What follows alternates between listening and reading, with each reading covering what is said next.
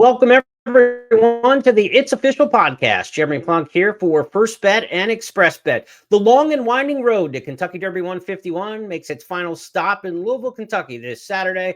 We've got the ultimate preview for you here. We're going to talk pace.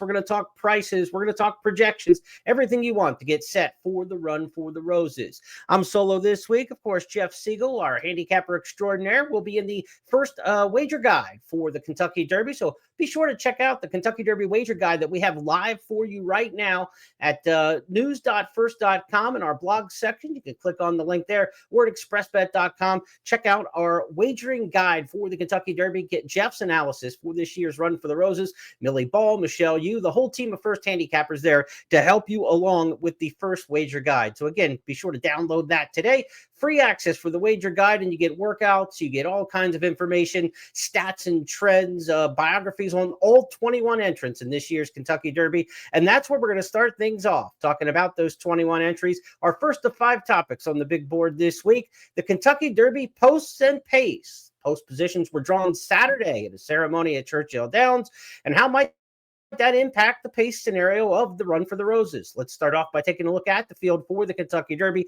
21 are entered. Beza is the also eligible here at number 21. He would need a scratch by 9 a.m. on Friday. That's the scratch deadline on Oaks Day, Friday morning at 9 a.m. in order to draw into the field. If that lavender saddle towel looks familiar, Rich Strike wore the 21, got in on Oaks Day, and went to the winner's circle just a couple years ago. So Baeza, he needs a little help to get into the field.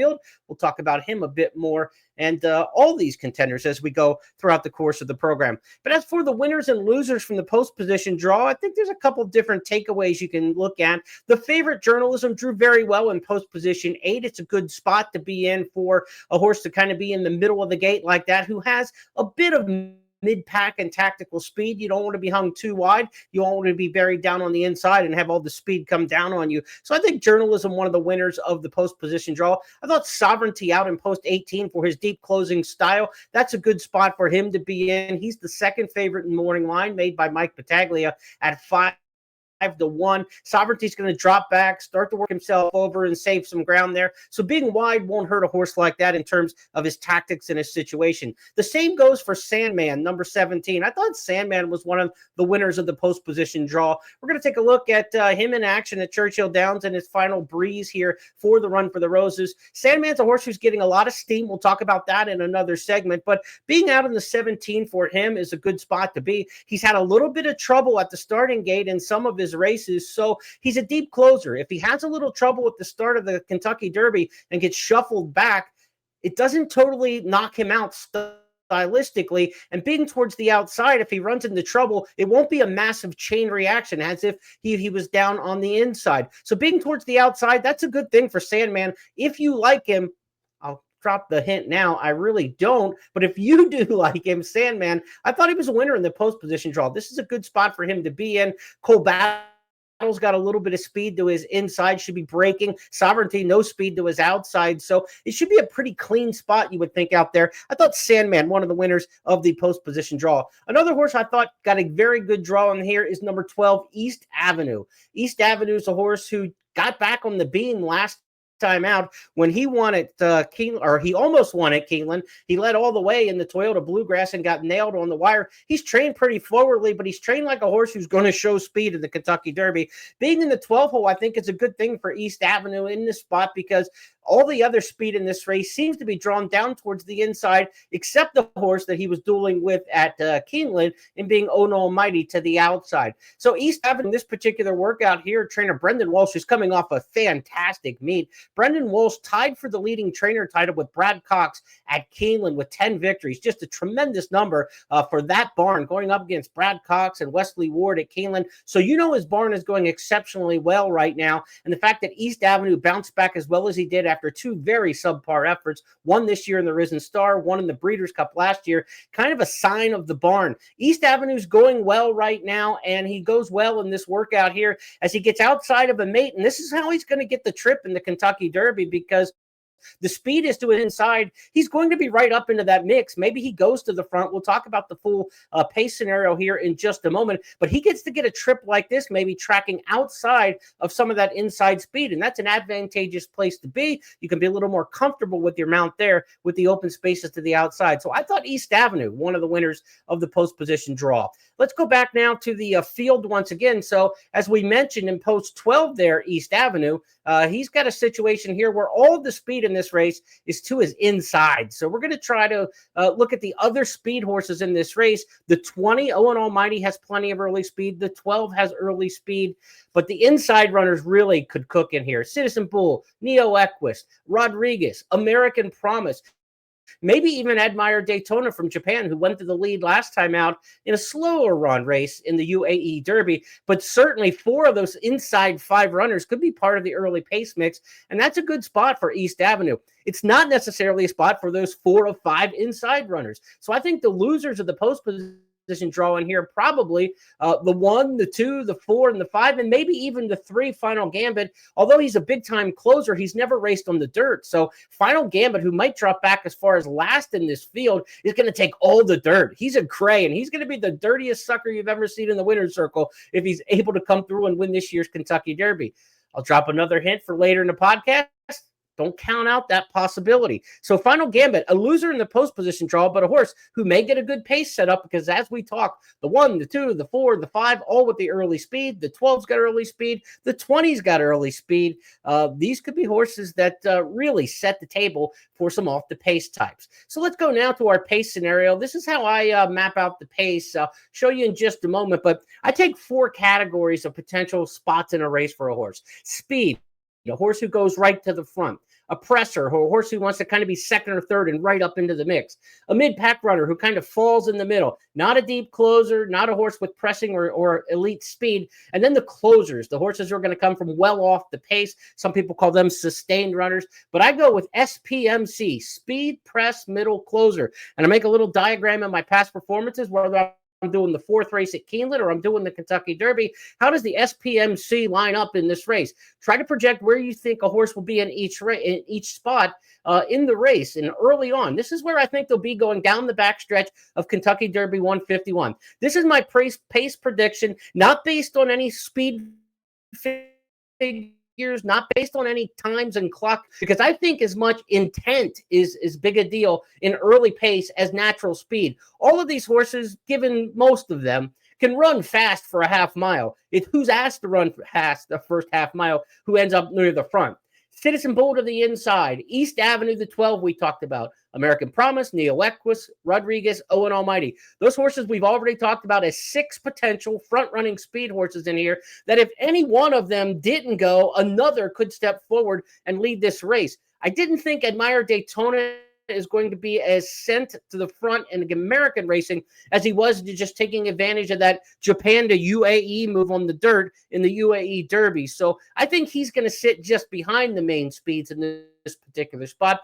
Which of the speed horses goes to the front? That's a difficult thing to say. Actually, talked to my buddy Jeff Siegel by text right before recording the podcast, and we talked about Citizen Rodriguez, an interesting dynamic amongst the speed horses here. The 1 and the 4, both trained by Bob Baffert.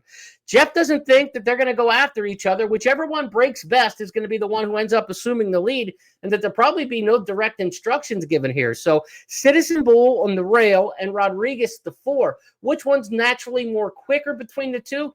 There could be a discussion on that because Citizen Bull was kind of given the lead in a head-to-head race where Rodriguez was already in that going back in the Bob Lewis Stakes where they made Rodriguez kind of sit second.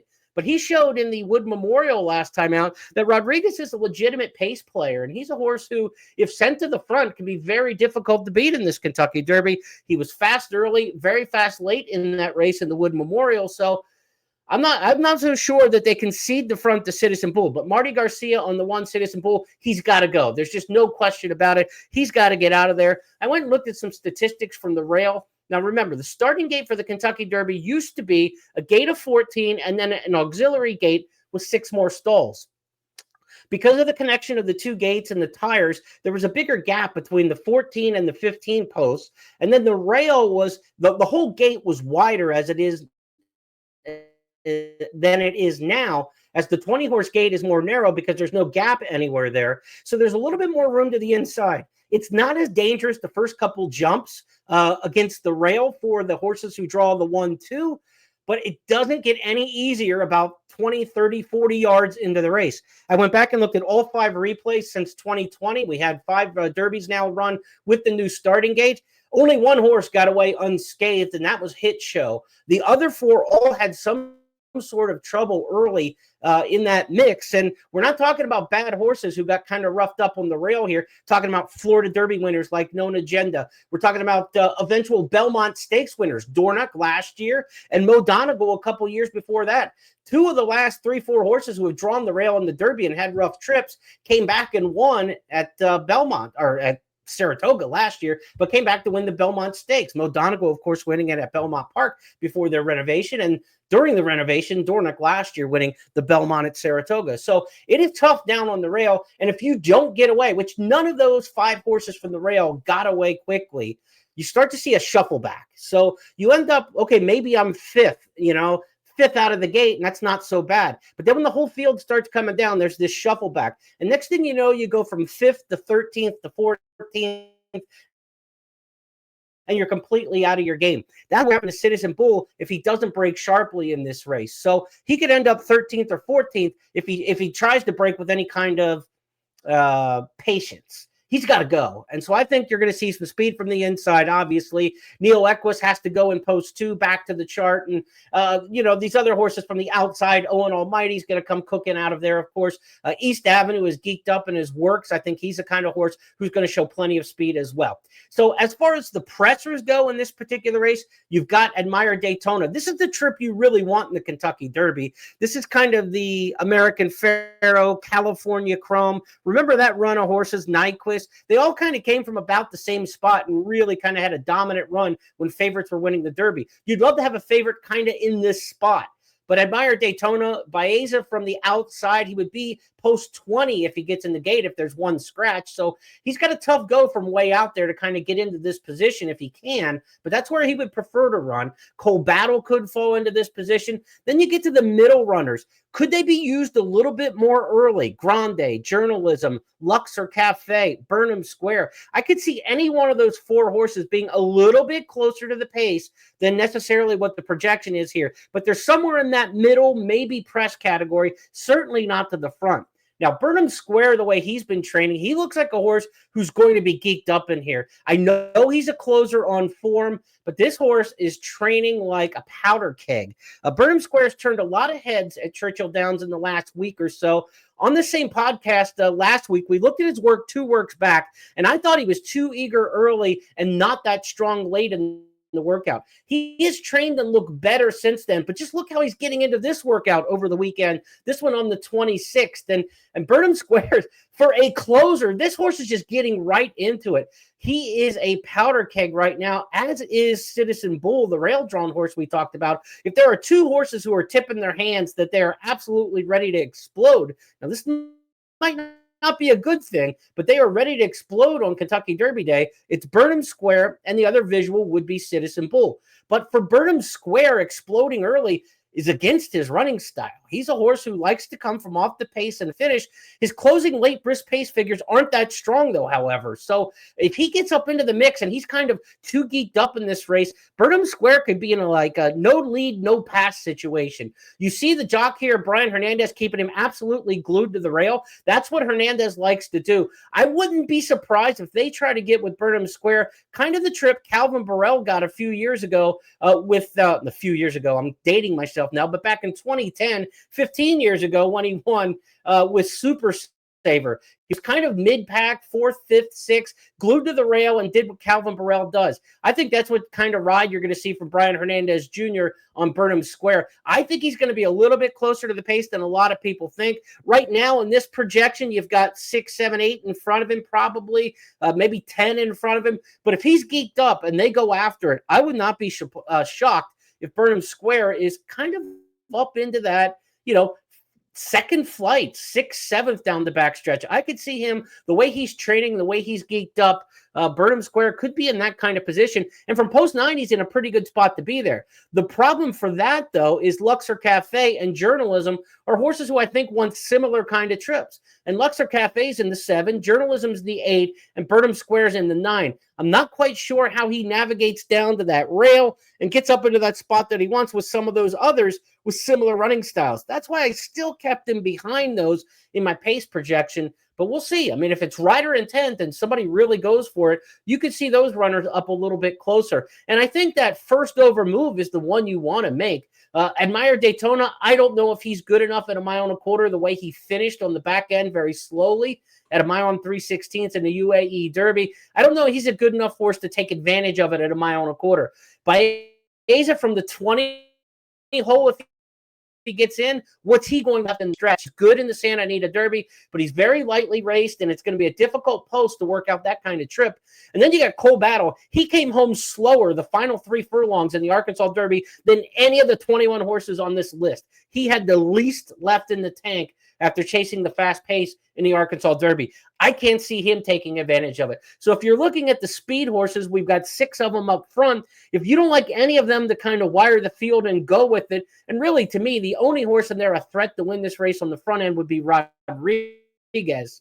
Then the middle horses get the first run on all the closers, right? And when the speed starts to fall and collapse and come back through the field, you can just kind of see as the speed comes back in the race, who's going to be that first wave of horses to kind of take over midway on the far turn to the top of the stretch. And that's where that mid-pack group is that is so talented. You talked about Burnham Square, Journalism, Luxor Cafe, Grande. You've got some good horses in that group before the big late closers come calling. And in the closers category, certainly you've got some of the horses that everybody's going to have on their tickets in this year's Kentucky Derby, because in that group of closers, as we go back to the list, you've got Sovereignty, you got the Asmussen pair of Publisher and Tistastic, you've got Sandman, and then you've got a long shot play perhaps with Final Gambit.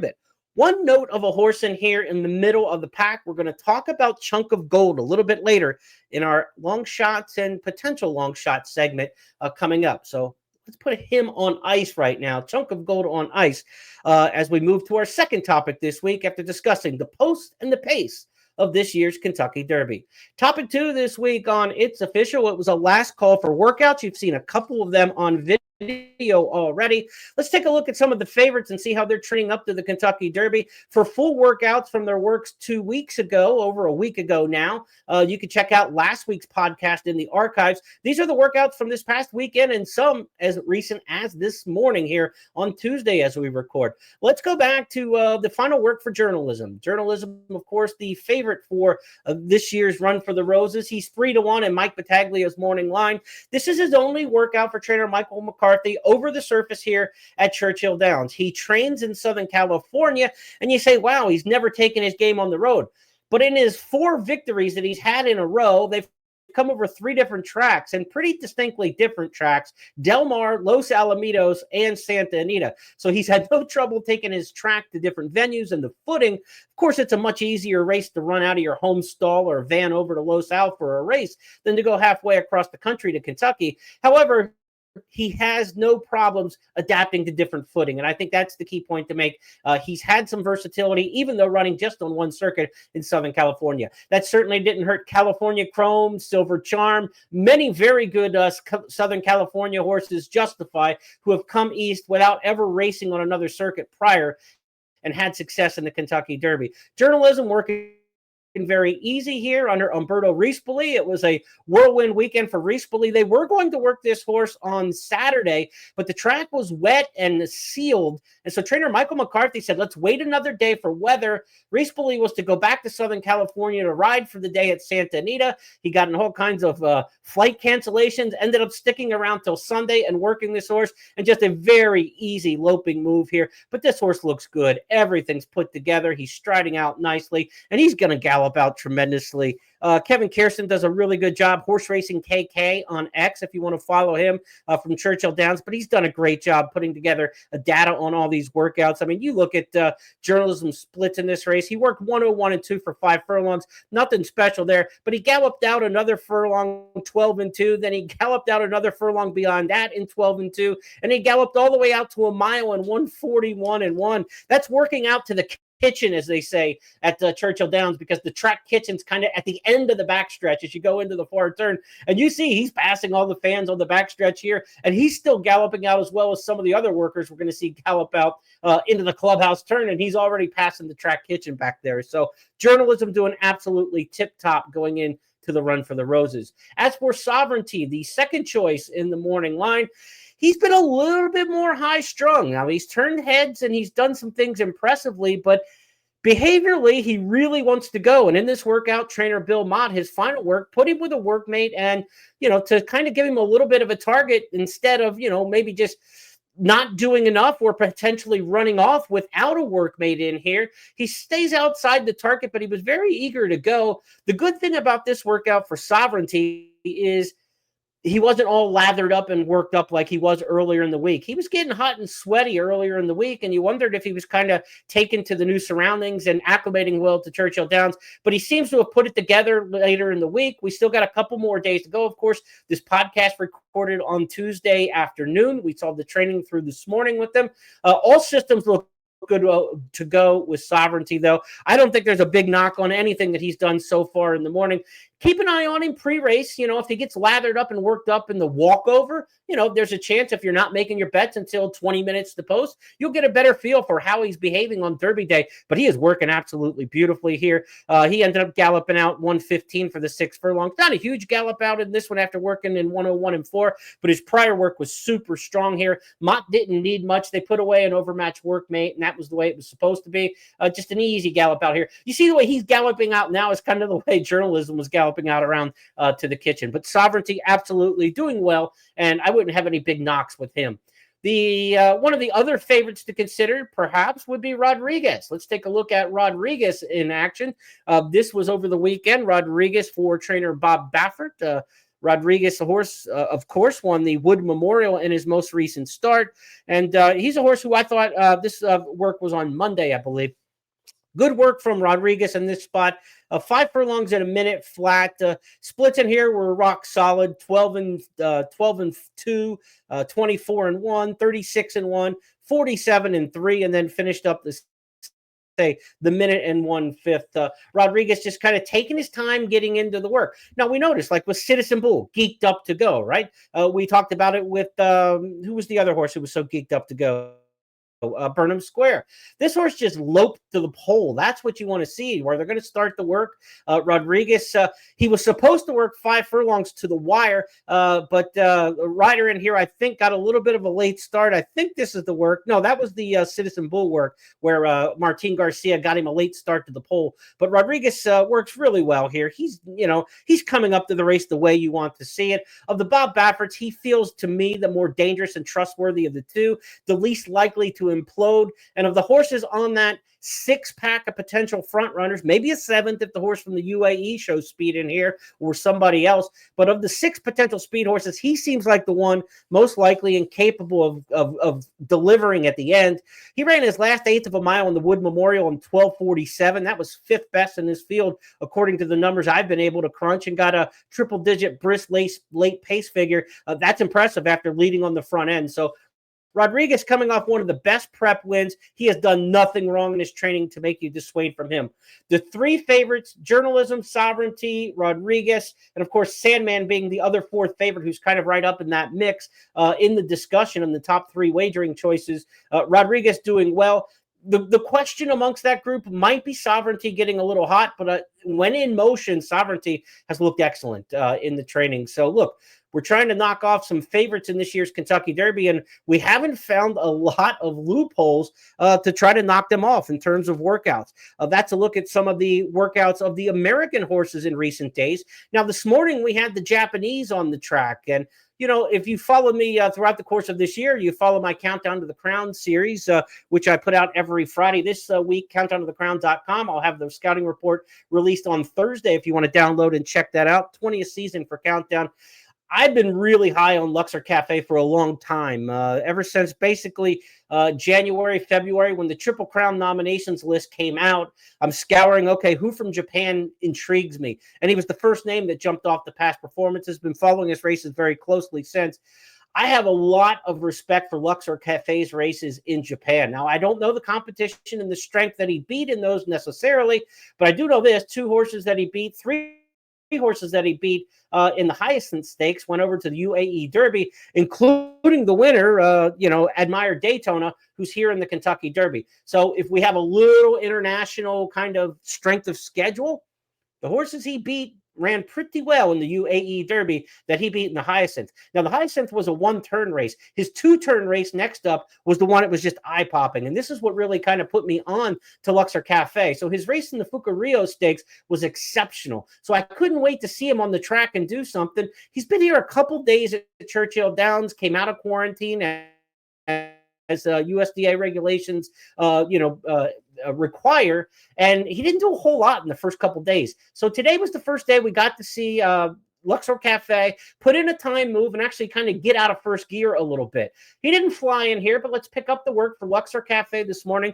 Again, courtesy of the Churchill Downs media team. So thanks to the video staff there at Churchill Downs for all the great workout information, and Kevin Kirsten with a lot of the splits and the times, doing a good job from the media department there this week at Churchill to get everybody covering the Kentucky Derby up to speed and fans up to speed with how these horses are training. Now, not a lot of interest early in this breeze. Obviously, they're just going along and they're just cantering.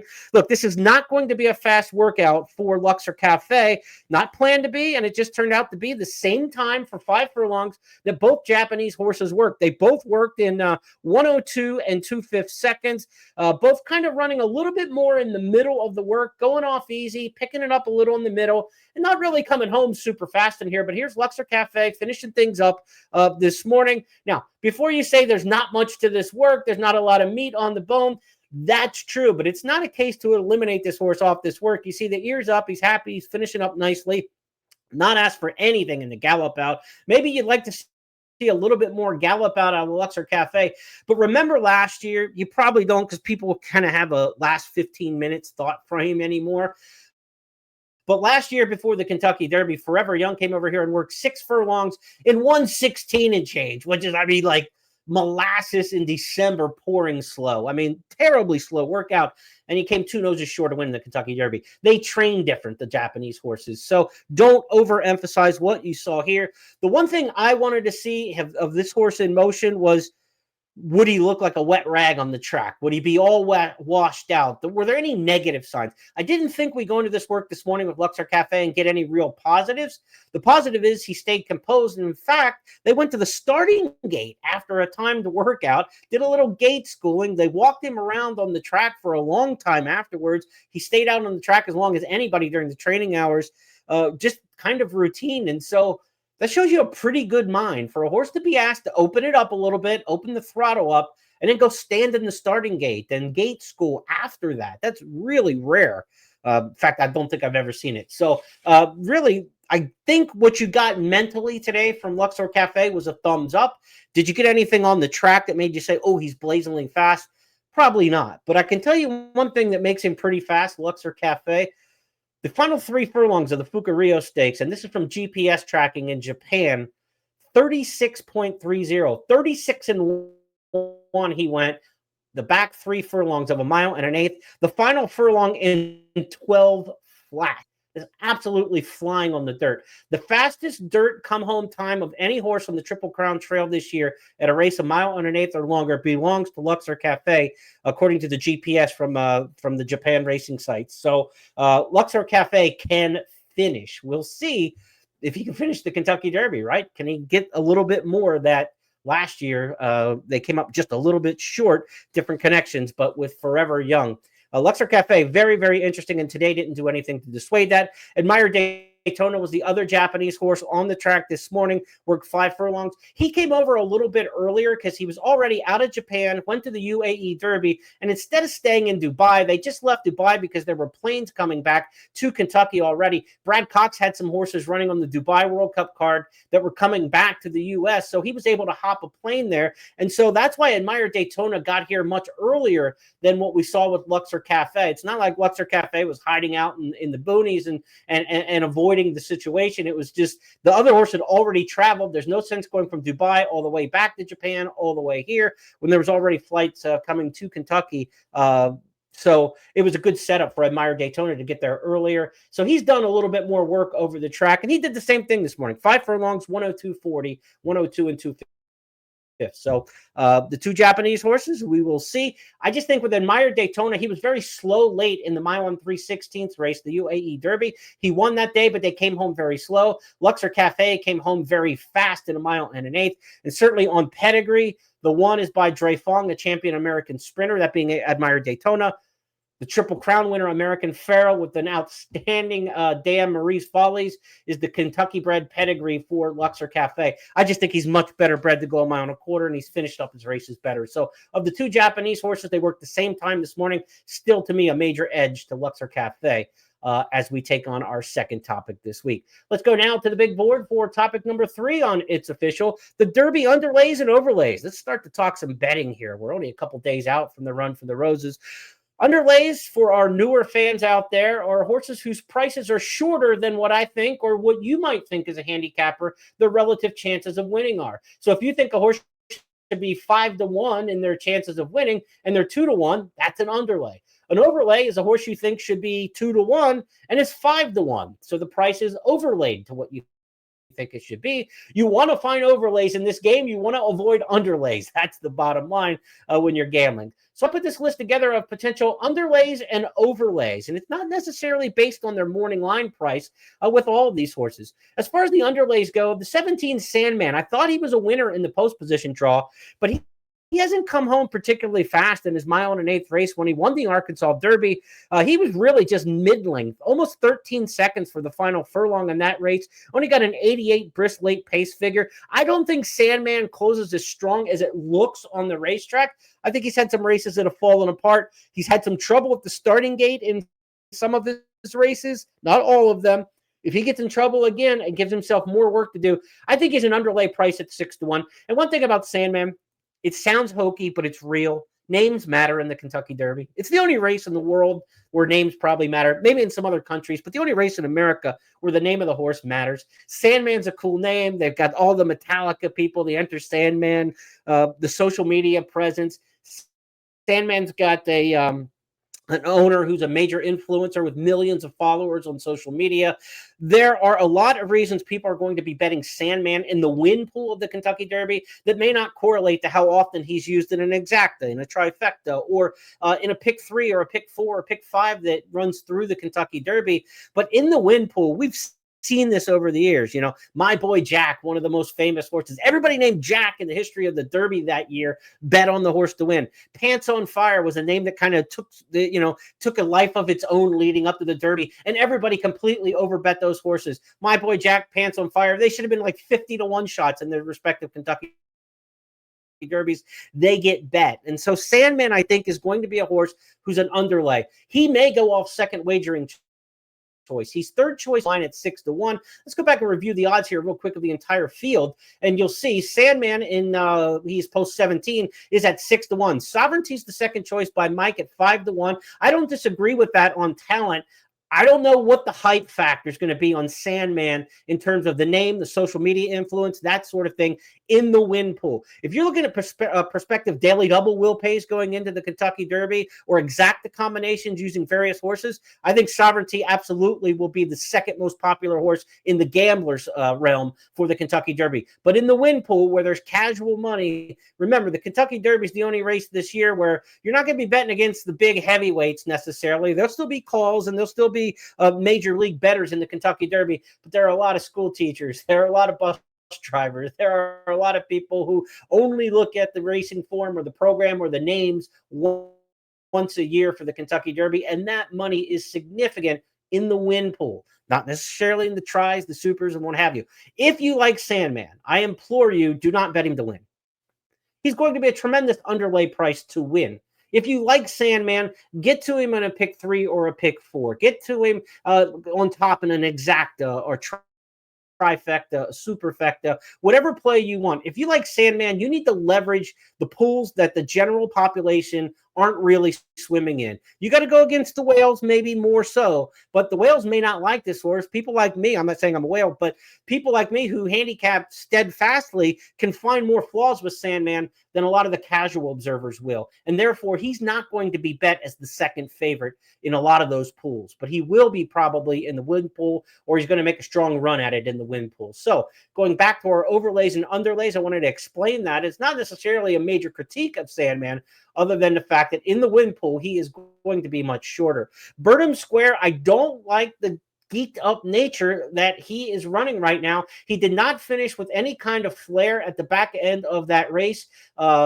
In the Bluegrass Stakes, I was a little down on him, and he's trained like so visually sharp that everybody's talking about him. He's the buzz horse on the backstretch, and he's the one that a lot of the Kentuckians want to win. Ian Wilkes is, a lovable trainer. He's been the assistant trainer on a couple Kentucky Derby winners back in the day, on Bridled in 1990, Street Sense in 2007. There's a lot of sentiment for Ian Wilkes to win the Kentucky Derby from the Kentuckians. But I think he's going to be, if he's 12-1, I think that's too short of a price. The Bluegrass winner hasn't won the Kentucky Derby since 1991. It is 34 years now. I can't take a shorter price on Burnham Square. Fair odds, the way he's training, to me, closer to 25-1 than the 12. As for Baeza, he's a horse who may or may not get into the race. If he gets into the race, this is kind of a catch-22 in terms of calling him an underlay. 12-1 in the morning line may not be a bad price. He only got beat a couple lengths last time out to Journalism in the Santa Anita Derby. He's a lightly raced horse, has much more ceiling, right? The good things can happen to him. But if he gets into the field, he's going to be in the 20 post. That is no cupcake out there, especially for an inexperienced horse, a horse who wants to kind of be in that stalking, mid-pack pressing kind of position. He could get hung wide. So it could be a tough trip for Baeza from the 20 hole. And I think the salty bettors are going to kind of bet him. I think there's a lot of people who like him from Southern California, but at the same time, also eligible horses kind of get forgotten. People kind of like don't look at the scratches and changes. I mean, believe it or not, it actually is true. And so a lot of times the also eligible horses don't get bet like they should. And even in the Kentucky Derby, I remember I wasn't going to bet Rich Strike no matter what, but there was just like no thought process to those horses even getting into the field and how we evaluate things. That kind of taught me a lesson a few years ago of not considering Rich Strike at all going into the race, that you have to consider your AEs like they're running in the race. And that's why we include him in the field graphic, why we include Baeza in the potential pace scenario, because if he's in, we want to be prepared. Don't be underprepared for an AE. But I think he'll be too short of a price for his relative chances of winning the race. Now, you could say, how can 12-1 be too short when Journalism's 3-1? They're pretty close together. Journalism just has so much more foundation. 4 straight stakes races around 2 turns with big wins, big brisk late pace figures. There's a lot cooking there for Journalism. He's got a much better post position, the 8-hole versus the 20.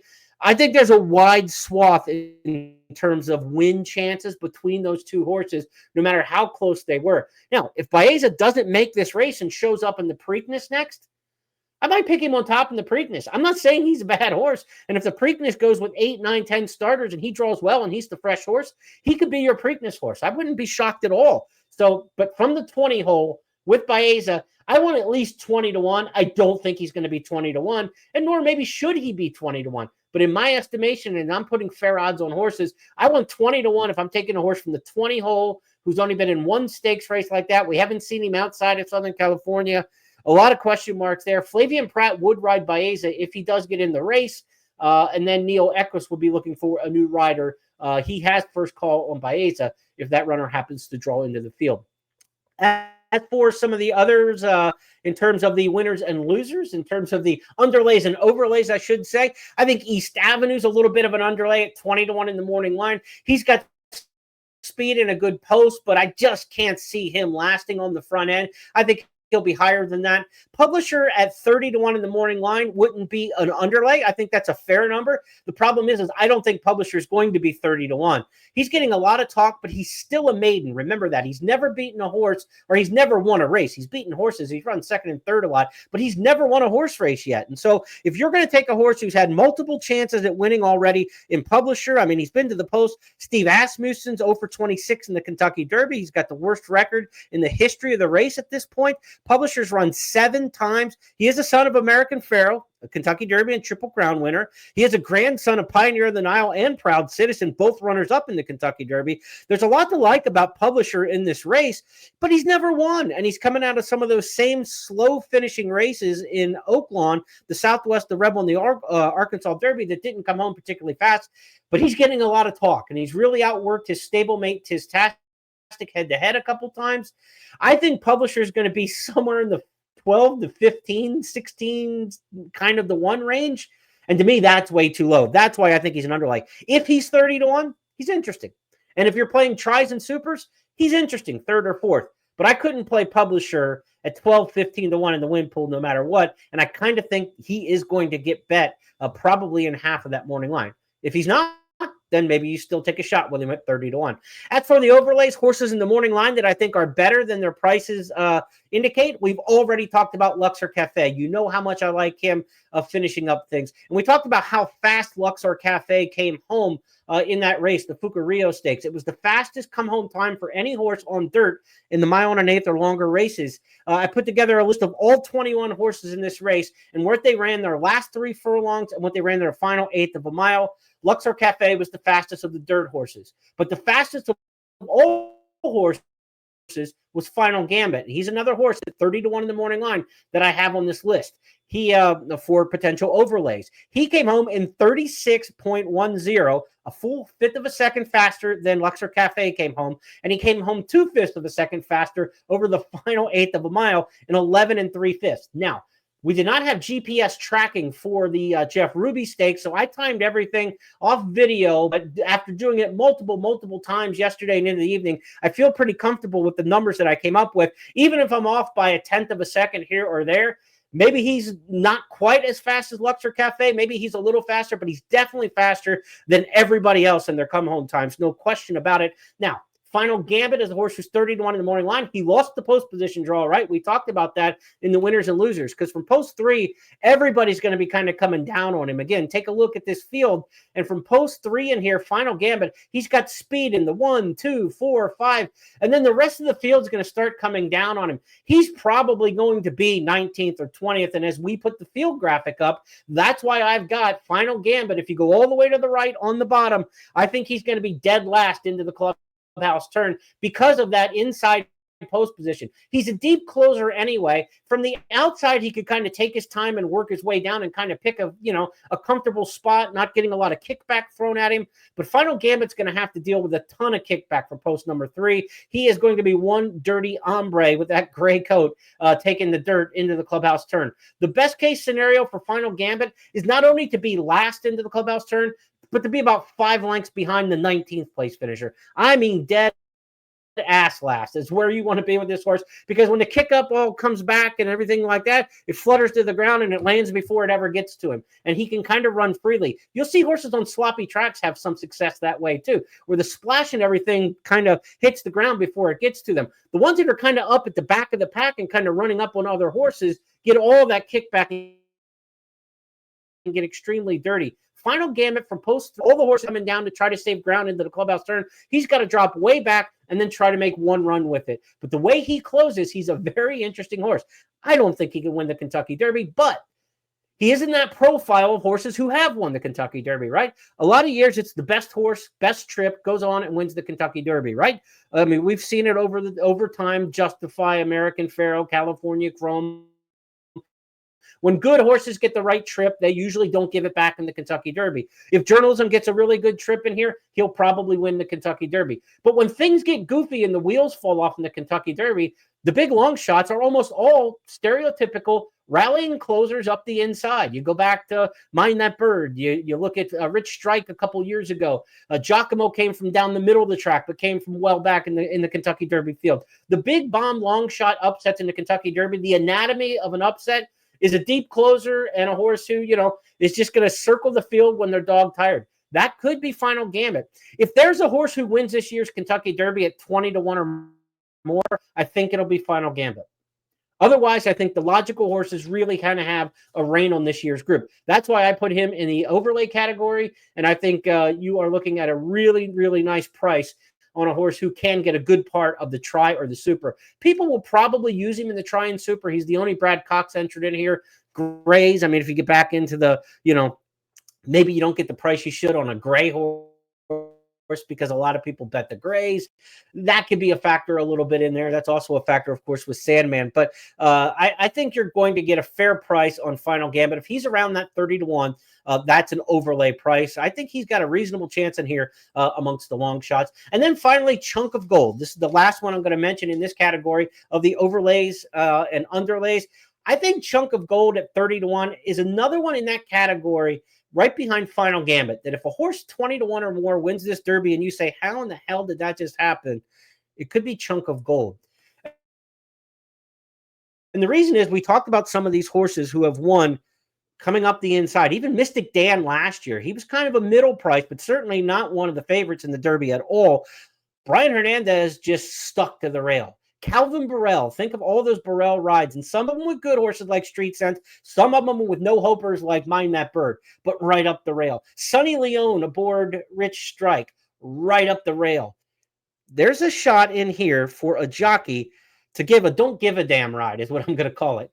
The don't give a damn ride is I'm staying on the inside no matter what. And usually the guys who are willing to get that ride in the Kentucky Derby are your journeyman riders, not your big name, not your prima donna guys, not the guys who are already millionaires and showing up the track in a Rolls Royce. Calvin Burrell, as blue collar as it gets until his stardom late in his career. Brian Hernandez Jr., same way. You saw with Sonny Leone, a jock from Ohio, essentially, coming up the rail, winning the Kentucky Derby on Rich Strike. I think it takes that kind of personality, the don't give a damn personality, to get stuck down there. The big name riders don't want the danger. They don't want I got the horse stopped. It's my fault we lost. If Chunk of Gold stays to the inside, if he can work out an inside trip, Jareth Loveberry rode 2 fills brilliantly in the Kentucky Derby a couple years ago. He could get that kind of trip. And he could be a horse who gets into the mix, maybe not win the Kentucky Derby, but this is a horse I think that you want to look at, perhaps. Chunk of Gold from the Louisiana Derby. The race didn't come home that fast. I'm not ecstatic about this year's Louisiana Derby, but historically over the last 5, 6, 7 years, there's been no more productive race. Almost every single year, the last 6 or 7 years, a Louisiana Derby horse is in the exacta Tri or Superfecta in the Kentucky Derby. So he's coming out of the right races. He's kind of got the right rider. The question is, I wish this horse would have drawn a little bit more to the inside here. Chunk of Gold is in the 19 of 20. How can he get all the way over and save ground in this particular spot? He's going to have to let the field kind of clear out. And if that's the case, he might be a little farther off the pace, or a lot farther off the pace than maybe what his running lines suggest. And again, when we talked about Chunk of Gold, where we think he might be in this particular race, he's right at the end of that mid-pack group and right in front of the deep, deep closers. But if they want to get to the rail and save ground, Chunk of Gold might have to be back another slot or two to kind of get over there, or else he'll be hung wide on the turns. And if he's hung wide on the turns, a horse like that I don't think is good enough. I don't think Chunk of Gold is good enough to go 3-4 wide on the first turn, 3-4 wide on the second turn, and get a piece of the Kentucky Derby. He's got to get that don't give a damn ride on the inside from Jareth Loveberry, and it might happen. You say, look, I mean, how can you predict that would happen? How can you predict Sonny Leone's going to win the Derby? Brian Hernandez, and Calvin Burrell. When Calvin Burrell started winning Derbies, nobody thought Calvin Burrell was winning Derbies. People thought that Carl Nafsker was crazy for keeping him on Street Sense, but it worked, and then he kind of made the reputation. But he's a wild cowboy. Really the Cajun cowboy, and but he had that rail style, and I think that rail run on Derby Day has been successful over the years. whoever gets that trip could be very interesting in the Kentucky Derby. Chunk of Gold maybe want to get it because of Jareth Loveberry. And again, his first Derby ride was 2 fills, which he almost won the sucker with a tremendous effort from a very tough post. 2 fills was down on the inside. I want to say it was either the 2 or the 3, and kind of had to overcome a lot of congestion. And it was an excellent ride by Loveberry in that one. Maybe he gives Chunk of Gold an interesting long shot look. So while we talked overlays and underlays in this segment, it's also basically long shots, right? Long shots and maybe horses you want to toss at shorter prices. But a couple long shots for sure. Final Gambit and Chunk of Gold would be 2 if you're looking for some bombers maybe to get on your ticket. Let's go to our 4th topic this week on It's Official. I know we're running a little longer than usual, but it is the Kentucky Derby and Oaks weekend. A little talk about the Kentucky Oaks right now. We talk about Good Cheer. She's won 6 in a row. She's going for 7 straight. She's never been defeated. Trainer Brad Cock has had success here in the Kentucky Oaks in recent years. He'll try to do it again with the 6-5 morning line favorite, Good Cheer. We had her on the track in recent days. Let's get a look at her working out here. Good Cheer is going to work in company with a workmate here for the Brad Cox stable. Cox had such a strong hand this year with the 3-year-old fillies going towards the Kentucky Oaks. Remember, he had the undefeated Breeders' Cup champion last year, Immersive. She had some bone bruising reportedly and was put on the sidelines back in, I want to say, early January when they decided to pull the plug on her 3-year-old campaign.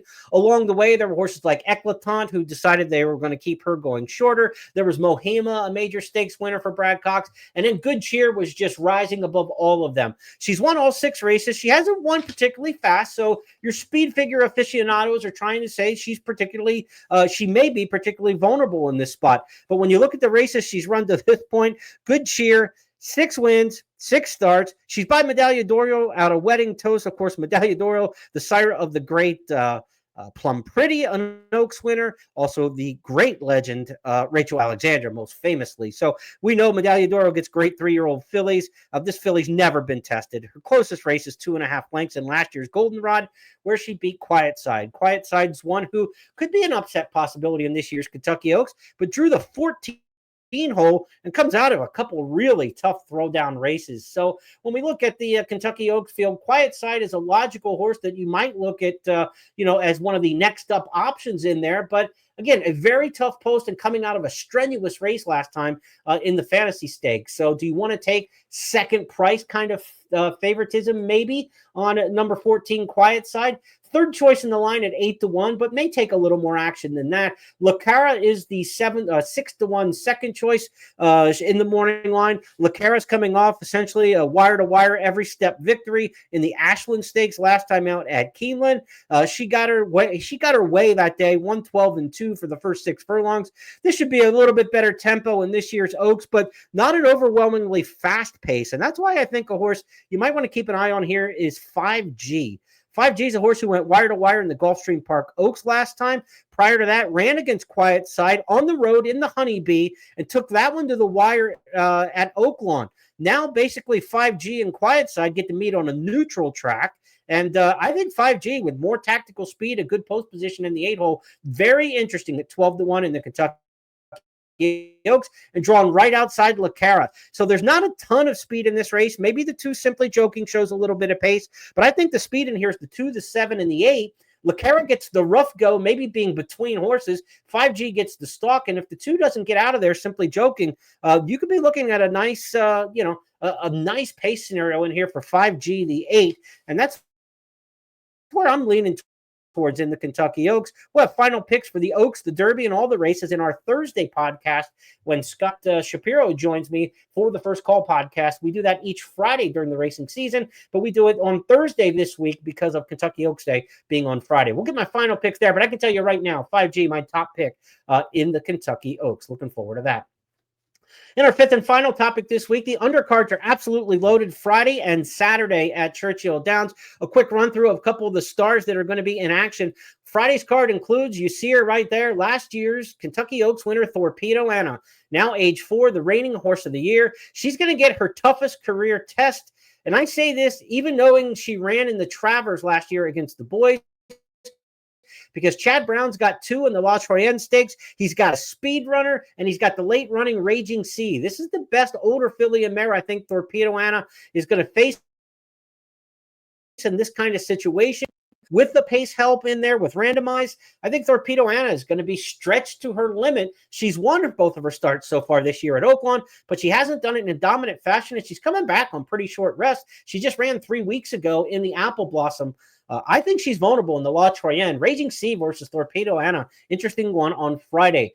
Maybe one of the races of the year early in the older handicap division is the Ali Sheba Stakes. Fierceness and Locked, 2 Todd Pletcher trainees latching onto each other in this race. Fierceness we haven't seen since last year's Breeders' Cup, was runner-up for champion 3-year-old. Beaten favorite in the Kentucky Derby. Does he have an issue with Churchill Downs, or was it just a bad day in the Derby for him? We'll find that out in his first start as a 4-year-old. He goes against his stablemate Locked. Locked this year has already won the Santa Anita Handicap and was a good second to White Abarrio in that runaway victor's Pegasus World Cup. So Locked and Fierceness in a deep edition of the Ali Sheba, where Hall of Fame and some others in there merit a look. And one of the most impressive 3-year-old fillies on the turf last year comes back at 4 in the Modesty. She feels pretty for Cherie DeVoe. Can't wait to see this one go. She can really pick it up and lay it down. If she's going to be a star in the older filly and mare turf division this year, her campaign gets started in the Modesty Stakes on Friday. Now on Saturday, a couple undercard races of note. You've got the big turf race, of course, the Turf Classic leading into the Kentucky Derby. But before that, on the undercard, 2 really good dirt sprints to keep an eye on. Nisos, you see pictured here, undefeated for Bob Baffert. He would have been one of the favorites for the Kentucky Derby. Baffert ineligible. You wonder how Nisos would have went to the Preakness last year if he had stayed healthy. But he went on the sidelines. 3 wins, all by dominant margins. He's back for the first time in about a year, and he takes on Mindframe, just an absolutely strong performer for the Todd Pletcher barn now. Nisos against Mindframe, really the Churchill Downs handicap, one to watch on Saturday. And amongst the filly and mare sprinters, it doesn't get any better than this. Vava and Ways and Means from the Midwest, Cherie DeVoe, Chad Brown, fillies and mares coming out of the Breeders' Cup. They rematch in the Derby City Distaff against the West Coast Blazer Copion for trainer Richard Mandela. She's not always good, but when she's good, she's great. So if Copion brings her A game, Vava, Ways and Means at her could put on quite a show. The Derby City Distaff, one of the undercard races on Saturday at Churchill Downs.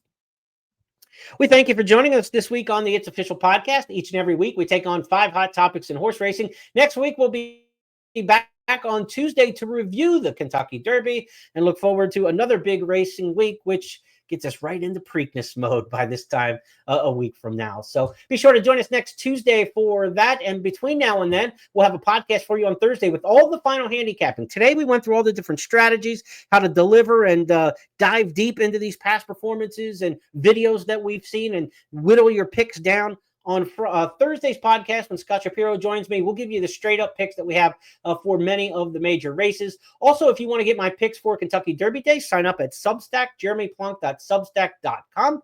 We'll have some content going out for you on Kentucky Derby Day. And be sure to go to the first Kentucky Derby Wager Guide online now. You can access it for free. Go to news.first.com. or news.first.com, and you can click on the wager guide link there for the first Kentucky Derby wager guide. Plenty of great information in there. Michelle Yu will be updating later today on Tuesday her final picks for the Kentucky Oaks and wagering strategies. On Wednesday, the update will be Jeff Siegel back with his Kentucky Derby pick. You'll get it first in the Xpressbet and First Bet wager guide. Jeff Siegel's Kentucky Derby pick will be announced on Wednesday with his video and handicapping strategies, as well as those from Millie Ball of First TV and Santa Anita, and myself will be added into the wager guide with our Derby picks tomorrow. So be sure to check that out and access it. On behalf of everybody with First Bet and Xpressbet, I'm Jeremy Plonk. Have a great week. Run for the Roses this Saturday at Churchill Downs. Good luck, everybody.